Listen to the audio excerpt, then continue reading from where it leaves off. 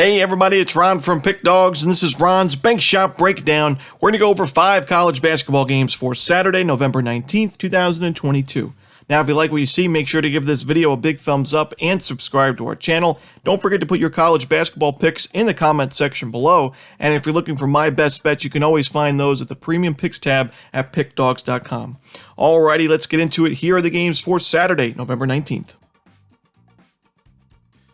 First up, we see a neutral site game between St. Louis and Maryland at 1 o'clock Eastern start time at Mohegan Sun Arena. It's going to be the Basketball Hall of Fame tip-off game.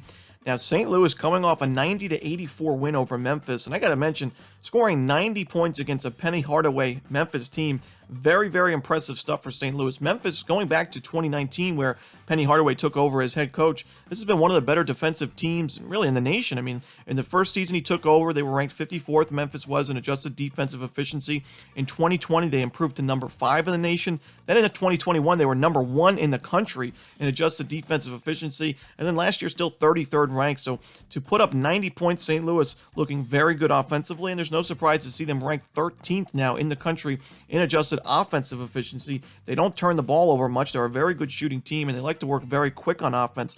Now, Maryland's going to be, that's definitely, I would say, the toughest test that St. Louis has had so far this year. And I got to give credit to this Maryland program. You know, last year, very disappointing season, 15-17 overall. They struggled in conference play, and this was a team that had big expectations going into the year, and a program that's had a lot of success in college hoops in the last decade or so. But a really disappointing season. They move on from their head coach. They move on from a lot of the players on their roster, transfers going in and out, left and right.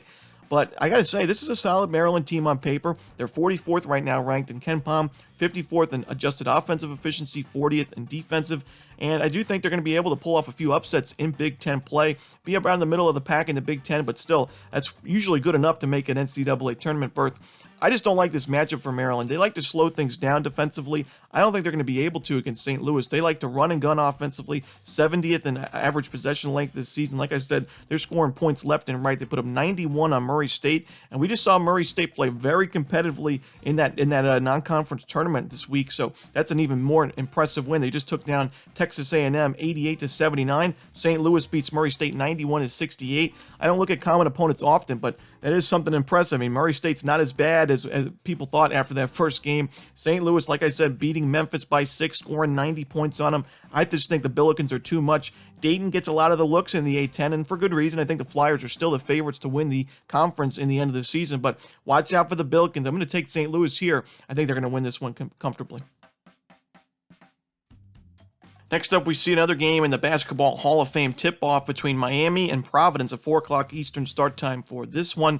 Now, Miami is already 3-0 to start the season. They haven't played the toughest of schedules so far. They beat Lafayette, UNC Greensboro, and Florida A&M. I would say the most impressive win out of those 3 has to be UNC Greensboro. It was a 14-point victory. Greensboro, pretty solid program. But Miami right now ranked 31st in adjusted offensive efficiency. This is a really good shooting team. We saw last year the Hurricanes love to take a lot of three-pointers. They made them at a pretty good rate. And that's where I worry about Providence in this game, is they're struggling to defend the perimeter so far this season. I know in their first game we took Ryder plus the points, and Ryder had an unbelievable, basically a historic day from 3 in that game. 9 of 14 for 64% the Bronx hit in that game. And Providence has since then still struggled against the three-point shot against Northeastern. They won 89-65, but they still gave up 38% from 3 to the Huskies. And in their most recent win against Stonehill, 100-76 final score. Stonehill still shot 48% from 3. So Providence's offense looking good. The defense I have my concerns with, and against a team like Miami that is such a good shooting team, they bring back a big player from their roster last year in Isaiah Wong. This is a guy that's not going to take a ton of three-point shots, but already this season, 17 attempts, he's made 6 of them for 35%. They bring in the transfer in Omier from Arkansas State. I really like that pickup. Nigel Pack from Kansas State, another guy that can do some damage at the perimeter as well. Jordan Miller returns. He's a good three-point shooter, so I think Miami's offense is just too much in this game. I'm going to take the Canes in this one at the neutral site. Next up, we see Middle Tennessee taking on Missouri State. It's going to be a true home game for Missouri State, 3 o'clock Eastern on ESPN 3.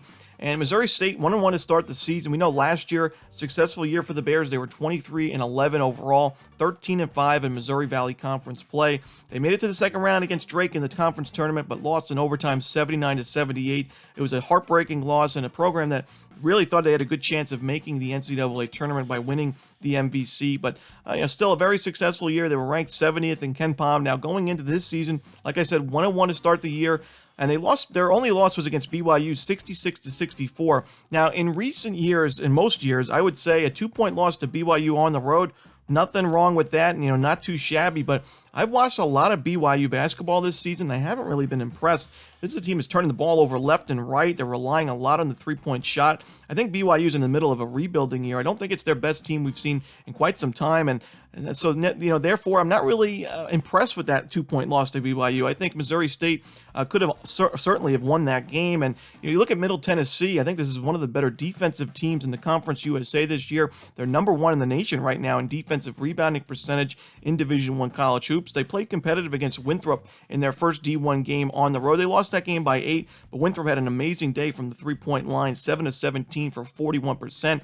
While Middle Tennessee was shooting 18% from 3. So to lose that game by 8, it's honestly kind of lucky you only lost that game by 8 when you look at those shooting numbers. But a nice bounce-back performance by Middle Tennessee, beating Rice 81-46. They were dominant in that game, and I do think the defense is going to lead them to a victory in this spot. I like Middle Tennessee for the outright win in this game. I think their defense is in a far better place. I think this is a little bit of a rebuilding year for Missouri State. So give me Middle Tennessee, the Blue Raiders, in this one.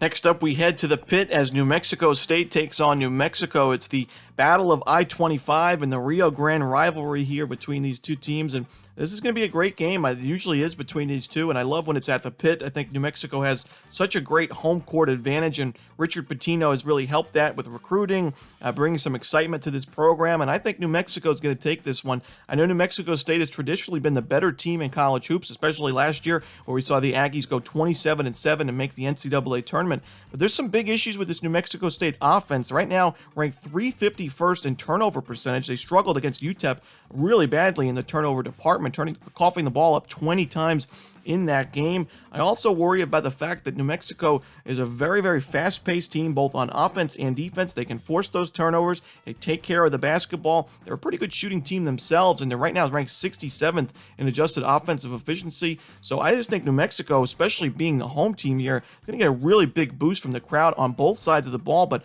I think we're going to see a lot of fast break points from New Mexico. Some pretty good shooting numbers as well from the Lobos, and at home in the pit. I think just too much right now for New Mexico State, only in their second game against a Division I opponent. So give me the New Mexico Lobos, and this one should be a great game between two big rivals. And the final game we're going to talk about for Saturday's card, it's a 7 o'clock Eastern battle between Stephen F. Austin, the Lumberjacks, and the Jackrabbits of South Dakota State. I got to say, these are two of my favorite teams and programs to watch in college basketball. I mean, Stephen F. Austin, the last decade or so, when they played in the Southland and moved to the WAC, and they made those tournament runs in their Southland Conference tournament, made it to the NCAA tournament as a 12, 13, 14 seed, beating the big-time, earning those big-time upset wins and the Cinderella runs for the Lumberjacks. Just love watching those teams play. And then South Dakota State on the other side, the same thing. I mean, they were in the NCAA tournament last year, one of the better teams in the mid-major conferences, a 30-5 record. And, I do think that this is a really bad matchup for this year's Stephen F. Austin team. I got to say, Kyle Keller's done a great job taking over from Brad Underwood, making the Lumberjacks still very competitive each and every year. But even though I do think SFA will have a good team in the WAC this season, this is just not their type of matchup. The thing is, South Dakota State is scoring points without the three-point shot, and that's worrisome for me for opposing defenses. Is once South Dakota State does figure out their shot from three, this is still a team that's going to shoot plenty of three-pointers. They're going to be even more lethal on the offensive side. A team that's still ranked 102 in the nation in adjusted offensive efficiency, which is pretty good for a Summit League team. They're 35th in average possession length. They're going to score some points, and Stephen F. Austin is the perfect matchup for them to get going from three-point range, as SFA is ranked 297th in three-point defense so far. And, part of the reason why I like South Dakota State is they work pretty fast. Stephen F. Austin's had some issues with their turnovers, so I see a lot of fast break points. Stephen F. Austin ranked 319th in turnover percentage. South Dakota State should have plenty of opportunities, not only at the perimeter, but in the fast break, scoring those quick points on the transition. I don't really like this matchup, especially when you look at the fact that South Dakota State, very good defensive rebounding team, shouldn't be giving too many second chances to SFA. The Lumberjacks have relied on those second chances, those second chance opportunities on offense. I don't think they're going to get them in this game. I love SFA, I love the Lumberjacks, but not in this matchup. Give me the Jackrabbits here, laying the lumber at home.